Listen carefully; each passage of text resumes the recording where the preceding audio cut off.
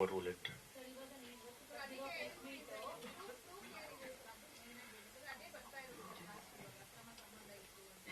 Madam, ಇದು ಒಂದ್ಸತಿ ಮಸಾಯಿ ಮಾರಕ್ ಹೋಗಿದ್ರು. ನನ್ನ ಜೊತೆ ರಿಲೇಶನ್ಶಿಪ್ ಅಲ್ಲಿ ಇದ್ದಾಗ್ಲೇನೆ ಒಂದ್ಸತಿ ಮಸಾಯಿ ಮಾರಕ್ ಹೋಗಿದ್ರು. ಆನಂತರ ಬಂದು ತಿರ್ಗಾ ಇನ್ನೊಂದ್ಸತಿ ಮಸಾಯಿ ಮಾರಕ್ ಹೋಗ್ಬೇಕು ಅಂತ ಹೇಳಿದ್ರು. ತಿರ್ಗಾ ಒಂದ್ಸತಿ ಮಸಾಯಿ ಮಾರಕ್ ಹೋದ್ರು. ಆನಂತರ ಇವರಿಬ್ಬರದು ರೆಗ್ಯುಲರ್ ಫೋನ್ ಕಾಂಟ್ಯಾಕ್ಟ್ಸ್ ರೆಗ್ಯುಲರ್ ಆಗಿತ್ತು. ಯಾಕಂದ್ರೆ ಫೋನ್ ಅಲ್ಲಿ ಗೊತ್ತಾಗ್ತಾ ಇತ್ತು. Because we will living together. It was not that I was living in a separate house and she was living in a separate house.